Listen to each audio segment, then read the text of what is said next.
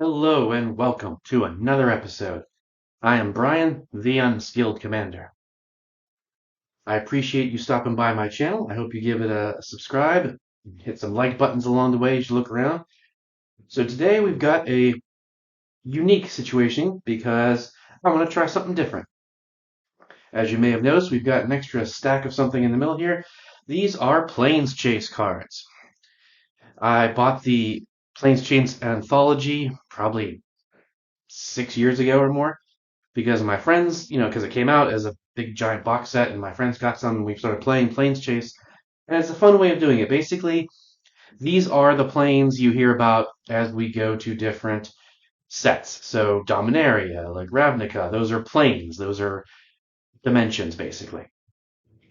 And originally, the players of Magic are the planeswalkers. Like, we are the planeswalkers. We are moving to these different dimensions, and we're the ones that are summoning all these creatures and casting spells. But then, of course, they started making actual planeswalker cards for, like, the famous planeswalkers, like actual characters in the storyline. And they are the ones that can also, like, move between worlds. So Planeschase is you're on a specific plane, and it has different effects for the game. Good effects, bad effects, neutral. So sometimes you might be on a plane where it's like, oh, every creature gets +3/+1, and when it attacks or something. So if you got a lot of creatures in your combat heavy deck, you want to stay on that plane as long as possible. Other planes can be really bad where it's like at your upkeep, take like 3 damage. And it's like, well, we got to get the heck off of this plane. And then each plane also has a chaos ability, so that so when you're rolling the planar dice, if it comes up with that chaos symbol, you get whatever the chaos ability is. And it's normally they tend to be pretty good. So it's like, even if it's a bad plane that you're on, the chaos ability tends to be kind of decent for you. Like sometimes it negates the bad thing temporarily. And if it rolls this planeswalker symbol, you change planes. You move to the next plane. So I haven't used these cards like ever, really, and I haven't played Planeschase in 4 or 5 years, and I wanted to give it a try. So what I did is I picked four of my, not necessarily the fastest decks per se, but they're all non-combat damage decks. They have creatures and they need creatures, so there's stuff to do for combat steps if we need to, but it's mainly about like direct damage. So hopefully that'll kind of offset, because normally in the Planescape game they do run a little long because you're now dealing with something else interfering with the gameplay. It's just basically a randomization, and it just like makes it harder for you to have plans, which is fun because it affects everybody, but at the same time it can make things longer. And I don't want a 2, 3 hour game, of course. So we'll see how it is. This is probably just gonna be a one shot. If it's fun and if it doesn't drag on forever, maybe I'll try it again, a couple months from now with like combat heavy decks where they're all about creatures and swinging in for combat damage and seeing how that particular setup will go. So today's decks are Sheoldred the Apocalypse, Tor Wauki, Dina, Soul Steeper, and Ayara, First of Lockway. Like I said, all of them in one form or another, some a little heavier than others, but they're all about non-combat damage. They're all about direct damage to the players and their opponents. And we're going to use house rules because the way it works is the first time you roll the planar dice on each of your turns, it's free, and then you can pay an ever increasing amount of mana to do it again. So you can tap 1 mana to roll it again. Then you have to tap 2 mana to do it. Then you have to tap 3 mana and 4 mana. Or actually, it might be double. I think it's double. I think it's like 1 mana, 2 mana, 4 mana, 8 mana. I'm not entirely sure. I might have to look that up. But the house rules that me and my friends always played is that no matter what, you have to roll the dice once on your turn. The free roll. You have to do the free roll. Because what happens is if you get onto a really good plane that's helping just you, and you don't want to leave. So you're just gonna like, yeah, you're not gonna put it, everyone else is gonna be trying to spend mana to get off of it. But if you don't, and then we stay there for 3, 4, 5, turns, it can be too lopsided, too unfair in one direction. So like everyone has to roll at once. If you're on a good plane for you, you can stop there. If you're on a bad plane for you, you can try and keep spending mana to go. Okay.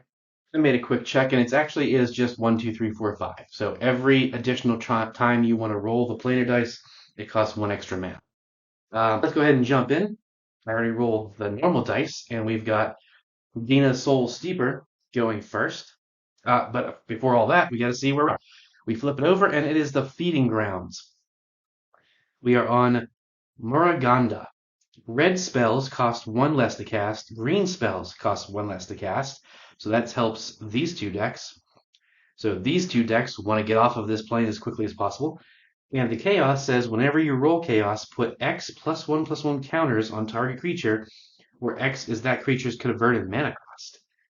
We're going to draw for turn, play a forest. Nothing else we can do, we pass. Draw over here, play a swamp. We're going to tap it though for what I just drew. Vicious Rumors. It deals 1 damage to each opponent, and then each opponent has to discard a card, they mill a card, and we gain 1 life.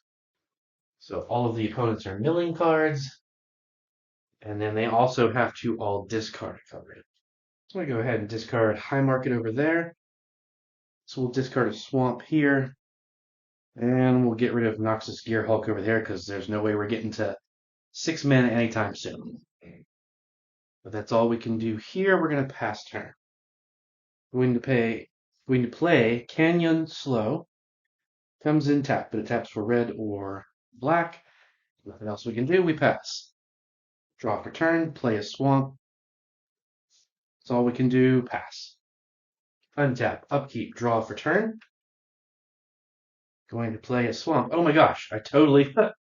What am I doing? I literally forgot all of the things I just said. So sorry. An entire way around the board and nobody rolled the play dice. Oh, and we planeswalk right off on turn 1. Okay. So we are now at the end of this turn. So God knows what's going to happen here. We move to Glen Eldra, the plane of Lorwyn. At the end of combat, you may exchange control of target creature you control that dealt damage to a player this combat and target creature that player controls. Interesting. And Chaos is whenever you roll Chaos, gain control of target creature you own. So yeah, this is a weird one. So then we would have moved over here, done our thing with the Vicious Rumors, do our free roll. We stay on this plane, unfortunately. Free roll on this side, Chaos, but there's nothing to get back. And then free roll over here, no, but we are going to pay 1 because this is a lame plane. And we do Planeswalk. So wait a second. Let's try and keep these at least facing in the same direction. We are now on Ayara, and we are banned. All creatures have Exalted. When a creature attacks alone, it gets +1/+1 until end of turn. For each instance of Exalted among permanents you control, and the Chaos, whenever you roll a Chaos symbol, put a Divinity counter on target green, white, or blue creature. It has Indestructible for as long as it has a Divinity counter. Interesting. But see, here's a perfect example. Like, it sounds like a good plane, but no one's even coming close to combat yet, so it's going to be irrelevant for the next couple turns. But now we pass. Now we untap, upkeep, draw, play that swamp as we were going to originally. And since we're now on a different plane anyway, we're going to go ahead and tap 2 and play Rampant Growth. Search for a basic land card, put it on the battlefield tapped, and shuffle it. I think we'll just go get a forest, because as I always say, if you're searching in a green deck, go get a forest. Yeah, this is going to test my skills at remembering, which we know are not good. Because I have to remember this stupid die roll every time. Chaos. My creature is... Oh, I should have played a creature because I could have put an indestructible counter on Dina. Darn it. Oh well. We're going to pass. Untap. Upkeep. Draw for turn. Play a swamp. Tapping 2 for Thought Vessel. No maximum hand size, and you can tap it for a colorless. Go ahead and roll the planar die. Nothing, but we'll just... I guess it doesn't really matter because we rolled it once. And as of right now, it doesn't hurt to be on this one. Once people get creatures out and start swinging, that could have a little effect, but it's not a big deal. So we'll let it go and pass. No point in unnecessarily driving forward through the planes and then hitting like a really bad plane that just screws over the entire game or something. So we untap, upkeep, draw for turn, play a mountain, tap the mountain for Electrostatic Field. A 0/4 defender, whenever you cast an instant or sorcery, it deals 1 damage to each opponent. We have to roll the dice. Nope, nothing. Maybe if we put it there, I'll remember. Probably not. We're going to pass. Untap, upkeep, draw. We'll play a swamp for turn, tapping 2 for Arcane Signet. Nothing else, we'll pass. I gotta be careful because I'm trying to go fast because I don't want this game to drag with the addition of Planeschase, but I also don't want to go fast and forget triggers and all kinds of stuff, which I did. Nothing. Okay. Maybe that's what I'll do. Maybe I'll just try and put it on the thing. Because actually, here's the thing. It's not just me, thankfully. Even when we played Planeschase with friends, this would happen. We would forget. And then it'd be like, oh shoot, you forgot to roll. Oh, I did, and then it's so then we started doing that thing where you as soon as you roll it and you're done, you pass it to the next person so they have to try and remember. Untap, upkeep, draw for turn. Play a forest. I'm going to tap 3 and play War Visionary. When it enters the battlefield, draw a card, and you can tap it for a green. I don't have any 1-drops, so let's roll the dice. Ooh, we're planeswalking, people. I need special effects and sound effects for it. We are now on Ravnica, the frog. If you cast a spell this turn, you can't attack with creatures. If you attacked with creatures this turn, you can't cast spells. And if you do chaos, whenever you roll chaos, you gain life equal to the number of cards in hand. That's cool. All right. We're going to pass. So we untap, upkeep, draw for turn. I will play a swamp, tapping all 4 to play Sheoldred, the Apocalypse. A 4/5 death touch. When you draw a card, you gain 2 life. When your opponent draws a card, they lose 2 life. We will go ahead and... Nope, no planes chasing or no moving there. And we'll pass. Untap, upkeep, draw for turn. Give me the card. We'll do Luxury Suite. Comes in tapped unless you have 2 more opponents. I do, so it untaps. I will tap 2 and play Erebor Flamesmith. A 2/1 whenever you cast an instant or sorcery spell, it deals 1 damage to each opponent. Seeing a theme? I hope you are. We'll go ahead and roll. Nope.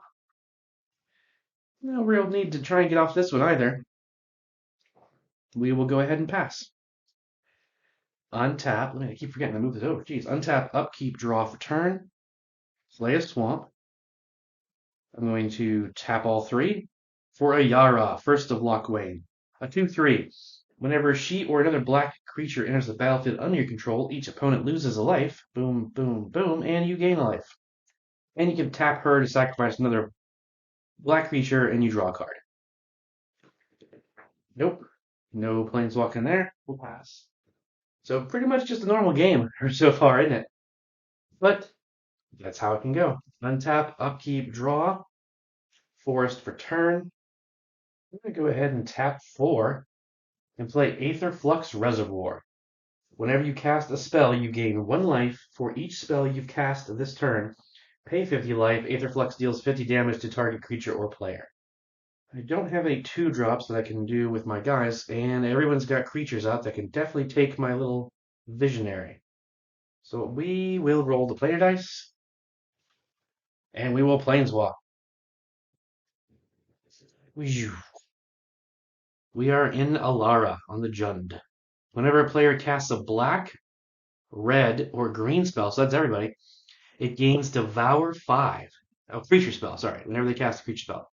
As the creature enters the battlefield, its controller may sacrifice any number of creatures, and it gets 5 times that many +1/+1 counters. Wow. Whenever you roll chaos, create 2 1/1 red goblin creature tokens. Very cool.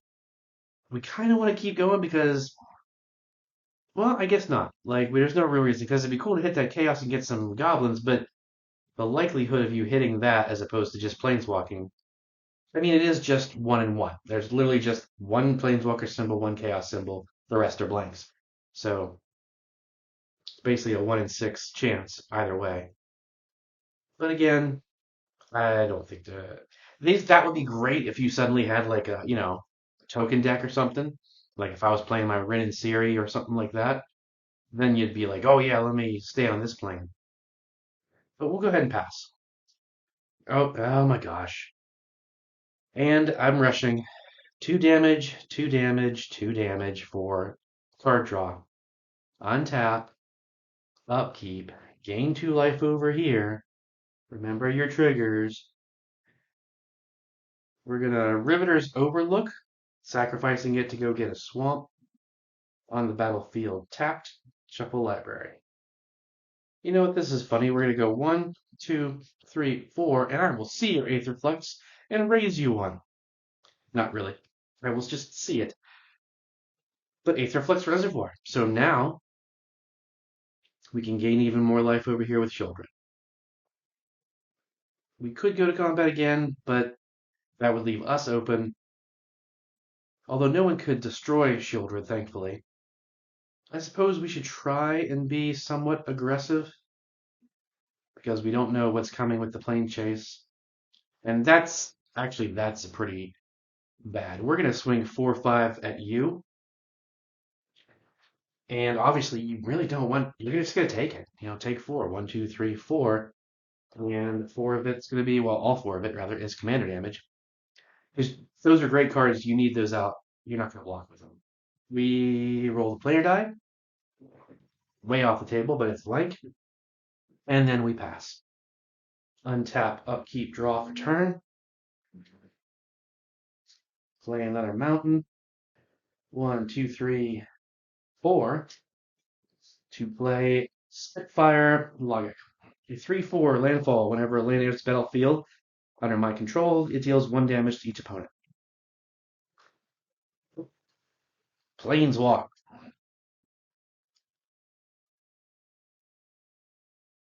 This is a phenomenon.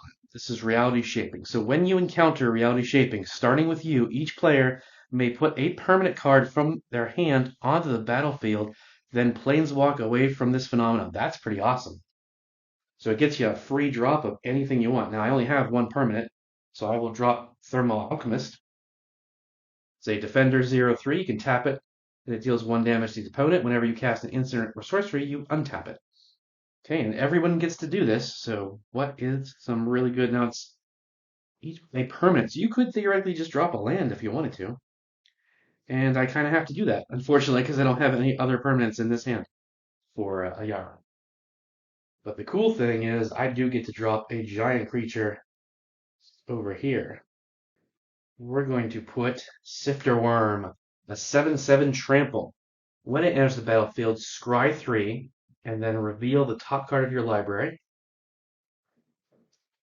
You may gain life equal to that card's converted mana cost. Well, it's 2 lands and a 3-drop. I guess we're going to take the gamble, put them all on the bottom and see what we can draw. Or, well, reveal. Oh, that worked. We reveal Gary Merchant of Mesphold. No, Apshold. A 5, so we gain 5 life.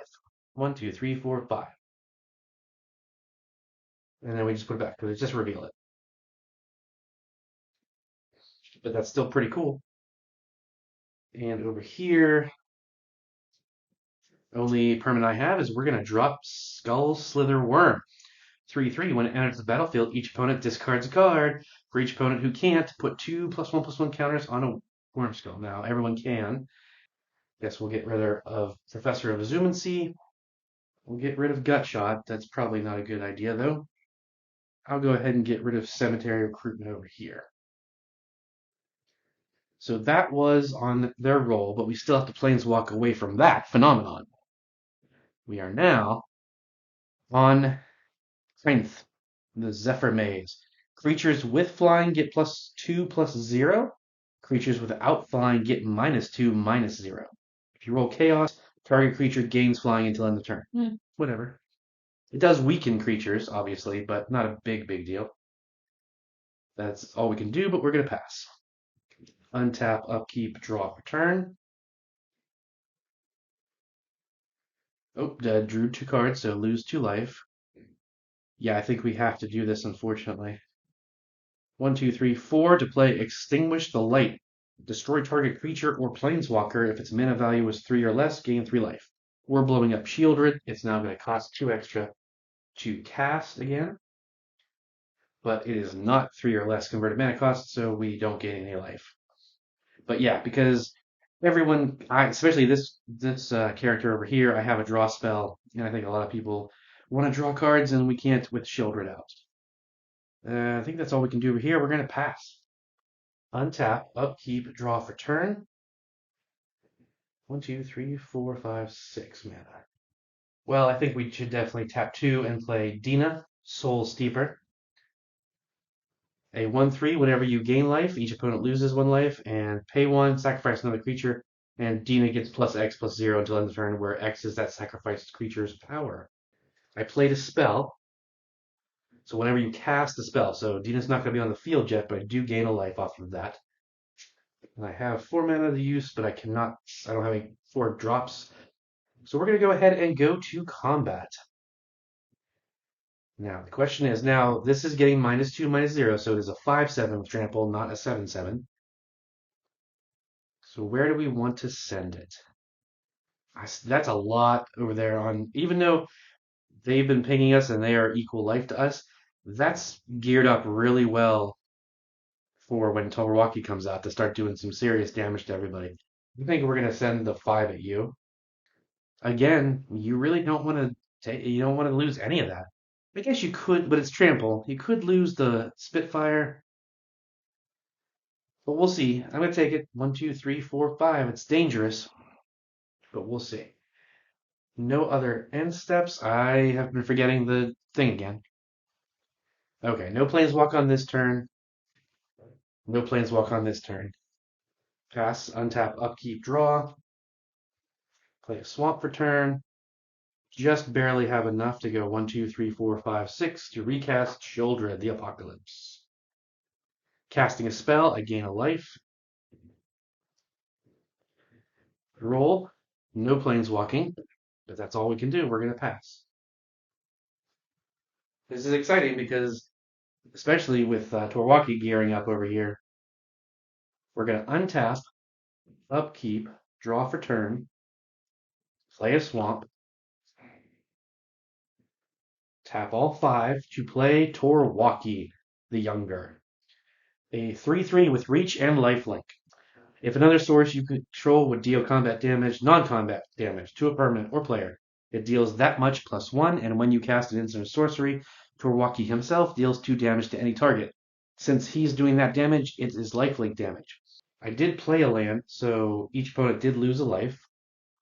That was before Tor Wauki came out. But I will go ahead and tap Thermo Alchemist to deal 1 damage to each opponent, but with Tor Wauki out, it's 2 damage. 1, 2, 1, 2, 1, 2. We need to roll the dice. Oh, shoot. That is not a Planeswalk, and I have no more mana to try. We're going to pass. And actually, lowering all the creatures' toughness is actually pretty good for Tor Wauki right now. So we untap, upkeep, draw for turn. And we're going to tap 1, 2, 3, Grim Dancer. It's a 3/3. Enters the battlefield with your choice of 2 different counters from Menace, Death Touch, and Lifelink. I think we'll go with Menace and Lifelink, but I don't think I have any ways to actually show that. So I'm definitely going to forget about it. But a black creature entered, so Ayara is going to deal 1 damage to everybody, and then we gain 1 life. We have to roll the dice. Nope, staying on this plane, apparently. But, yeah, I think we're going to pay 1 to try and planeswalk. Nope. And we don't have enough to pay again, so we will pass. And the reason why I did that is because now that -2 hurts everybody except for Tor Wauki because he's not going to be attacking, but it's going to slow everybody down that's trying to get rid of them. So we untap, we upkeep, take 2 damage. I don't think I took 2 damage over there, did I? Shoot. I don't remember. I don't even know if I took 2 damage over there. Now that I think about it. Crap, crap, crap. Well, I don't want to take 2 damage unnecessarily. That's the problem. get moving, really getting in the groove, and you're like, oh, forget. My wee unskilled brain can't keep up with more than one thing. I'm trying to keep track of this. I forget about the draw damage. I keep the draw damage. I forget about that. I know we did it here just now, but I don't know if we did it over there on those two. I'm gonna have to let it go. If I forget again, I'll take the two damage regardless, because I don't want to go either way. Because if I did take it and I take it again, then that could affect the outcome of the game and have them lose too early. But if I didn't take it, it could affect the outcome of the game where they don't lose when they should have. Well, it's a whole thing. We draw for turn, and then we'll go 1, 2, 3, 4, 5 and play Cure of Blood. It's 4/4. When you gain life, each opponent loses 1 life. I cast a spell, so I gain a life. I gained a life, so every opponent's going to lose a life. And then, but unfortunately, that was all part of the cast trigger. So when he enters the battlefield, now if he sees life gain, it'll matter. And I think we're going to have to go again to combat with the 5/7 trample, swinging at you one more time. I don't know if taking it is a great idea because we're not getting any card draw over there, and we don't have any instants or sorceries, which is the whole engine of that deck. I think we're going to have to go ahead and take block with this. So 1 damage gets through, and that gets destroyed. We will planeswalk, and we do planeswalk. I guess I should have rolled that earlier. Like you try to roll that before damage. But Fields of Summer on Moog. Whenever a player casts a spell, that player may gain 2 life. If you hit the chaos, you may gain 10 life. Whoa, nice.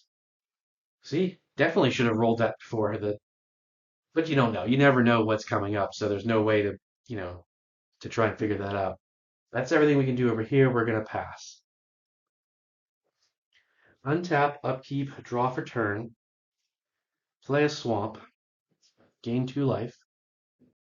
I will tap 1, 2, 3, 4, and play Ambition's Cost. You draw 3 cards and you lose 3 life. But I cast a spell, so I'm going to gain 2 life. I cast a spell, so I'm going to gain 1 life off of Aetherflux Reservoir. Then the spell resolves where I draw 3 cards and lose 3 life. So 1, 2, 3, 1, 2, 3, 4, 5, 6, but then lose 3 life, 1, 2, 3. Ooh, okay, we're going to tap 1 for Soul Ring. I cast a spell, so I gain 2 life. Oh yeah, everyone's going to want to get off of this thing, especially with these Aetherflux Reservoir people out. I cast another spell, so now I'm going to gain 2 life because this is my second spell. 1, 2. And I will tap Soul Ring to cast Mind Crank. So I'm casting a spell. I'm going to gain 2 life. I'm going to gain 3 life. 1, 2, 3 off of Aetherflux.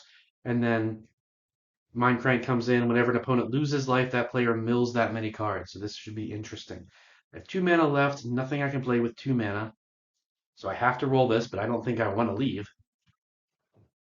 But we do. So we are planeswalking away.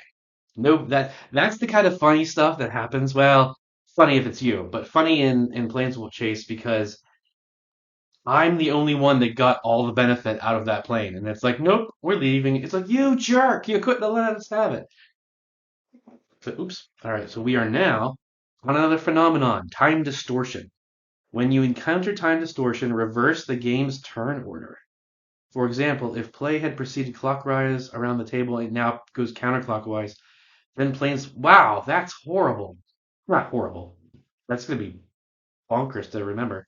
Again, no, it's not. I'm just saying stupid things. It's just annoying, is what it is. Now I have to go this way. And I'm going to forget that at some point because I'm such the habit of going around the table in a certain order. So as of right now, we're now going this way around the table, and we still have to planeswalk away again to Phyrexia. Ooh, the 4th sphere. At the beginning of your upkeep, sacrifice a non-black creature. Oh man, well that's great for these two, but that sucks for those two.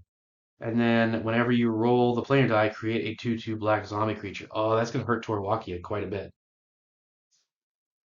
And it's funny, I'm at 55 life. I could actually just take out someone with the old Aether Flux Space Laser, but then I would immediately die. Well, not immediately, but I would get attacked because I only have 5 life. But you can do that at instant speed. So if someone is going to try and swing in and kill you in some fashion, you can just be like, okay, well, I just killed myself. But anyway, we're going to pass. So this is not cool because it's the beginning of the upkeep, which really sucks. So at the beginning of your upkeep, sacrifice a non-black creature. So we'll get rid of Thermo Alchemist. And then we untap upkeep. We get rid of Thermo Alchemist. We draw. Shoot, we're just getting nothing but lands. I'm going to play Mount Doom because it's freaking awesome and shiny and I, like it, but it's not a very good card because it'll damage me.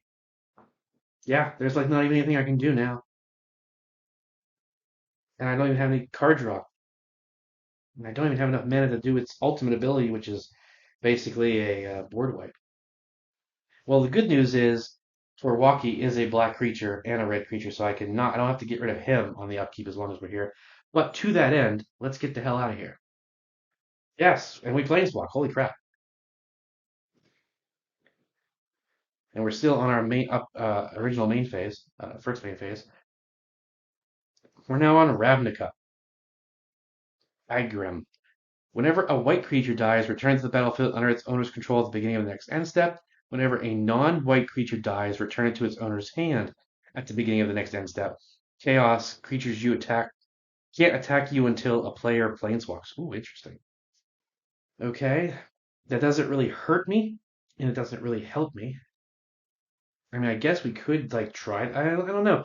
Like, I don't feel the need to keep planeswalking every 5 seconds if there's nothing actively hurting, because then it goes back to just playing your decks, semi-normal.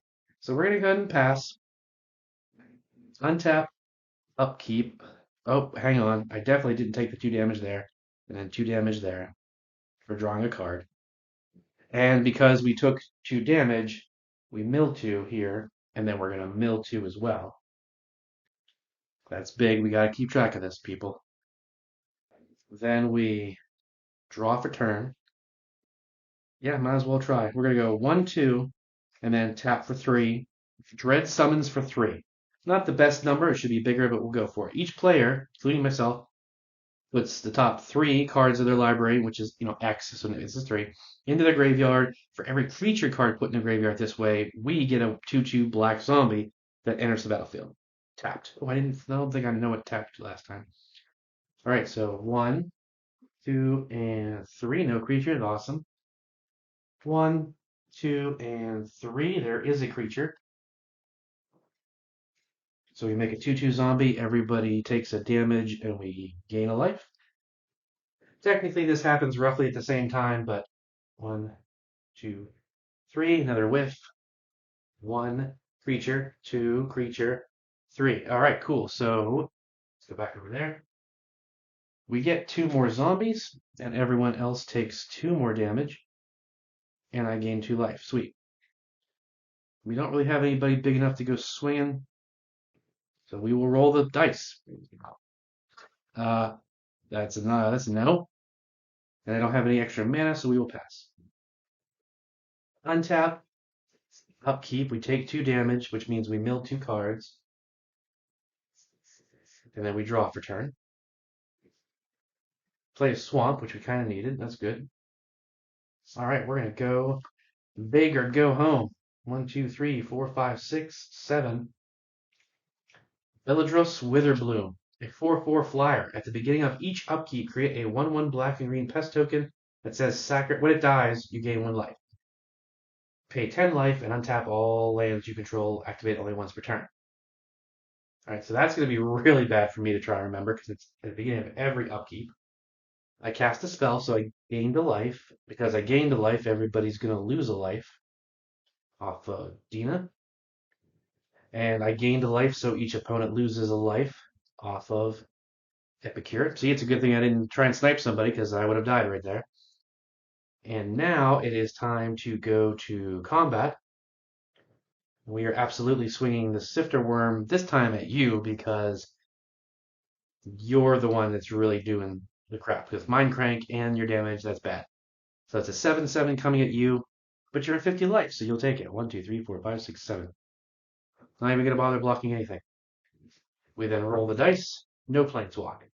Move over here, untap, upkeep, multiple upkeep triggers. Well, singular upkeep trigger. They gain a pest. Then we draw a card, and then we gain 2 life. I'll play a Reliquary Tower for turn. All right, we are going to tap 2, and then 2 black. Now 1, 2, 3, 4, 5, 6, 7, 8. Playing Damnable Pact for 8. And we are going to send that at you. So first of all, we cast a spell. First spell we cast, so we gain a life. We are targeting you with Damnable Pact for 8. That means you're going to draw 8 cards and lose 8 life. So 1, 2, 3, 4, 5, 6, 7, 8. But then you're going to draw 8 cards. 1, 2, 3, 4, 5, 6, 7, 8. But every time you draw a card, you're taking 2 damage. So you're going to lose 16. 1, 2, 3, 4, 5, 6, 7, 8, 9, 10, 11, 16 down to 9. But you did just draw a boatload of cards. A lot of them are lands. But there's some stuff in there. We'll see. And because you lost 8, and then, well, actually, I shouldn't have drawn all those cards. Hang on. All right, thankfully, 1, 2, 3, 4, 5, 6, 7, 8. Okay, so these are the ones we drew. So we lose 8 life, mill 8 cards because of Mind Crank, then draw 8. Yes, 8. Take 8 damage, mill 8 cards. Now draw 8. 1, 2, 3, 4, 5, 6, 7, 8. Then lose 16 life, and then mill 16 cards. 1, 2, 3, 4, 16. Whew, that's rough, buddy. Nothing else we can do except for roll the dice. And we're going to chaos, which is what? Whenever you roll creature, creatures can't attack me until I planeswalk, or until someone planeswalks. Well, that's kind of cool. Yeah, so whenever you roll chaos, creatures can't attack you. You can still take damage, but you can't get combat damage from creatures. There's nothing else we can really do. We're going to pass. But what's cool about that is unless we planeswalk, that stops the 7/7. And let's see. Okay, so now we are at another upkeep. Well, untap, upkeep trigger. You get another pest. There's now 2 of them. Then we draw for turn, taking 2 damage. Oh, you've got to be, you're killing me. I play a command tower. That kills me. There's nothing I can do. We're set up for some real good damage, and we're just not getting any of our instants or sorceries, and none of the cards with card draw. Well, that's how it happens sometimes. Even though Tor Wauki is like probably arguably my best deck, there's just times where you get mana flooded. So to that end, I'm going to go ahead and still in my main phase 1, roll. Nope. So we'll tap 1 for roll. Nope. Let's tap 2. Planeswalk. So that means people can now attack you. And we are on Ravnica again. Selesnyan's Loft Gardens. If an effect would create 1 or more tokens, it creates twice that many. If an effect would place 1 or more counters on a permanent, it places twice that many. And when you roll chaos, until end of turn, whenever you tap a land for mana, add 1 mana of any color or to your mana pool of that type. So that's not good because that's going to help them out a lot. So we're going to go ahead and tap 3 to try one more time to planeswalk. Nope. Because on this upkeep, it's going to make another token, which means it's going to make 2. But that is, in fact, all we can do. So, well, nope. We might as well go out swinging. We're going to tap Mount Doom, pay a life, and it's going to deal 1 damage to each opponent. Oh, no, wait, sorry. Take that back. That's the Tap it and pay 1 life to add black or red. You have to pay 3, so we don't have the mana for that. But yeah, so then we pass. Untap over here. Upkeep. That's going to now make 2 more of those guys, which is the 4. We draw a card for turn, take 2 damage, and it's just a land. We're going to play said land.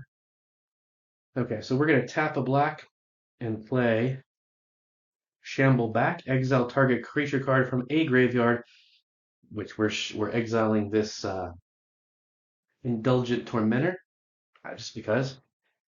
Put a 2/2 black zombie on the battlefield for you, and you gain 2 life. 1, 2. And then because a black creature entered the battlefield under my control, everybody loses a life, and I gain a life. I still have 1, 2, 3, 4, 5 mana.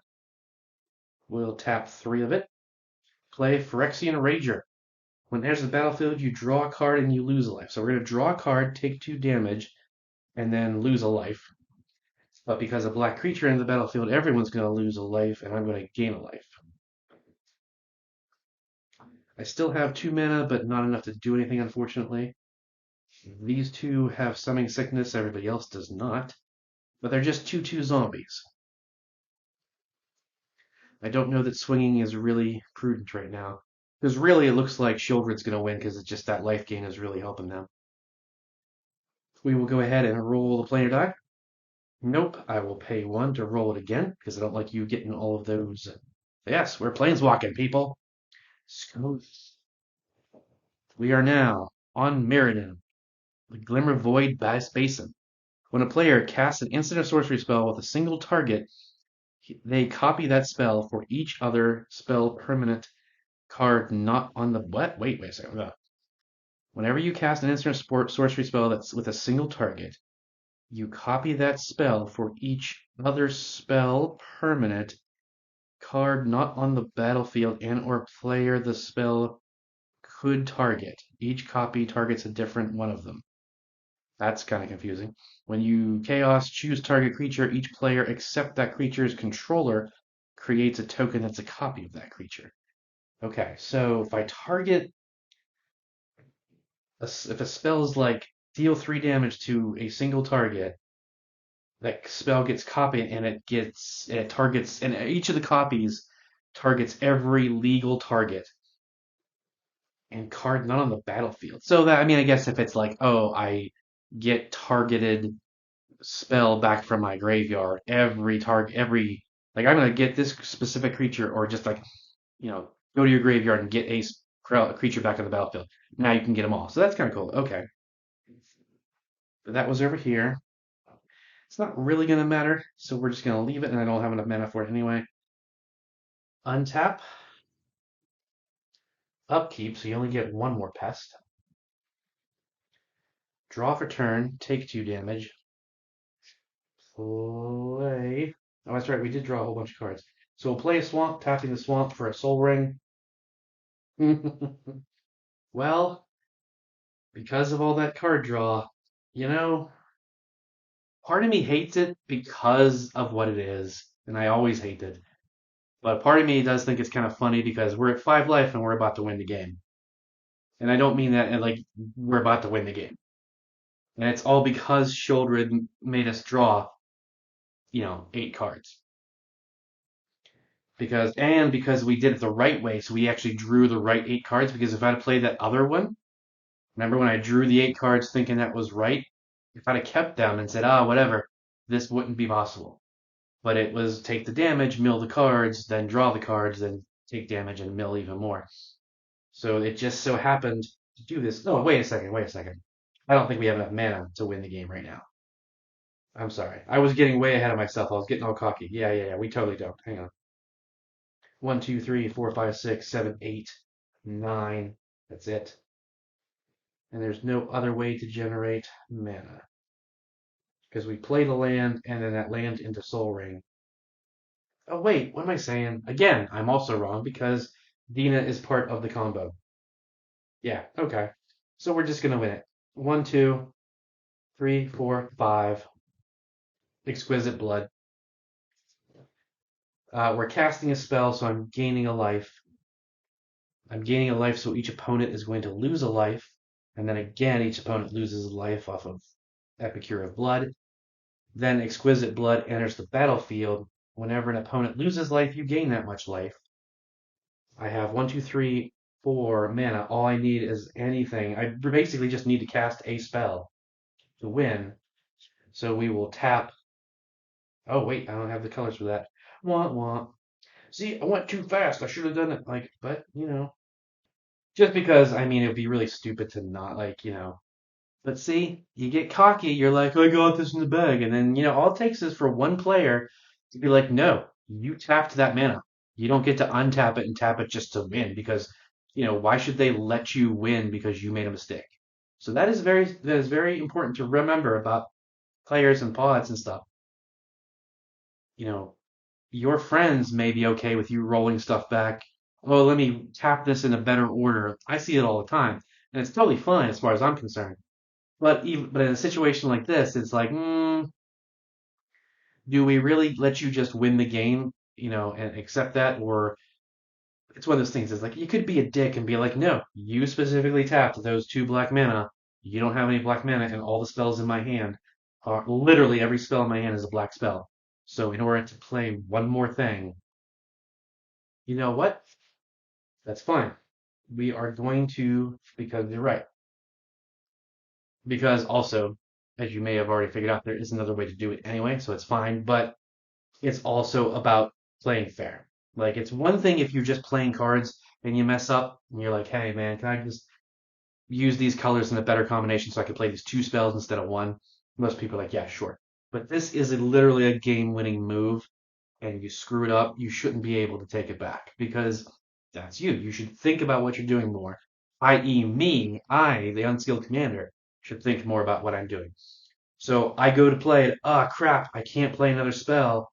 But that's okay, because what I do is I'm going to pay 1 and sacrifice one of the pests to buff up Dina. But these pests say when this creature dies, you gain 1 life. So I now gain a life. And then because I gained a life, each opponent is going to lose a life, technically twice. But we'll just take it off of Dina. They each lose a life. Whenever an opponent loses a life, I gain that much. So now I would gain 3. 1, 2, 3. And then without even getting to the Epicure stage, although it still would because you could count that in there too, because everyone would lose a life off of the Epicure, and I would wait when you gain life each. Okay, so that's all. It doesn't trigger another thing, but when they lose life, I gain another 3, and then that's all just one instance of it. But then I just gained 6 life in 6 different instances, so that's another hit, another 6 damage, another 6 gain life, blah, blah, blah, blah, blah, blah, blah. So it exponentially, because these two just spirals up. So everyone's dead. And Dina has like a crazy amount of life. So there you go. Kaboosh.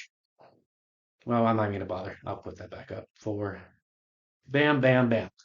Dina is your winner. And it's because, and what's funny is I actually also had Sanguine Bond in that. Those 2 cards were part of the 8 that I drew. But I forgot, Dina is literally half of that equation, so you don't need Sanguine Bond as long as you have her out. But there you go. Interesting game. Nothing really special. I'm going to admit that to you right now. I mean, the Planeschase aspect was fun. It was interesting. We didn't get into any of the crazy ones. I think that's part of it, where it just like really jacks up the game and does like bizarre stuff. And there's not like 1,000 of those cards. It's like the cards are pretty much what you saw. It's just a couple of them that are like really bad and really good. And we didn't really hit any of those. And you got to remember that, these decks really, because they're all direct damage, they weren't really concerned too much with like the creature things. So when we had that planes where it was like flying creatures get a buff and these ones it's like no one really cared. So everyone rolled the singular dice we had to roll, but no one really was trying to get off of it. Whereas if you had a deck like my Alayla deck that's about the flying fairies, you would want to stay there because that was buffing flyers, and everybody else would be working their butts off to get out of that plane. And then you get the jokes and the commentary. So obviously we don't have that. But yeah, I might try this again one more time with, like I said, combat heavy creature heavy decks that I have, but probably won't be for quite some time just because this didn't wow me as some crazy, oh my gosh, it's going to make the game so much more interesting. It's like, meh, it was pretty much the same as every other game. But it was cool to see these three types of these four decks that do the same thing generally go against each other. Or Tor Wauki probably would have won by now if he'd just gotten a couple of instants of sorceries and the draw spells. And then Sheoldred, what's funny too is I had Peer into the Abyss in my hand, so I could have KO'd one person a while ago, like 2, 3 turns, but I didn't see the need at that point. And unfortunately, another thing is that I was at 40 life when all this started, well, 43 or something. So I couldn't respond to Dina starting her, like, oh no, they're playing Exquisite Blood.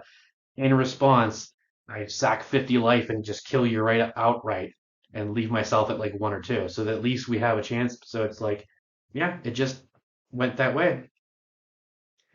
Dina is a fun deck, and even without these two cards, she's a fun deck. Um, and at some point, I might even take these two out because that does tend to be her win. I would like to see her win more off of just gaining a ton of life in Aetherflux Reservoir. Because like every card in this deck, most of them gain me life. So she really should be. These two life totals should have been swapped. So leaning on this as the crutch in the deck is a bit, is the crutch basically. It's like it's you're relying on that a little too much. Even though I don't think I have too many, if any, tutors to go get stuff. So when this wins, the cards just come up. But even so, I hope you guys enjoyed the episode. I hope you saw some cool cards. Maybe get Planeschase, look them up. See, I'm not sure how much they're going for right now. The original set, but give it a try. It is a fun way to augment a commander game. I think, especially with a group of your friends, it can really make a lot of laughs. So consider that. Literally go to your local comic book or local game store rather, and see if they have any copies of the anthology or just the decks. But thanks for watching, and I will see you next time.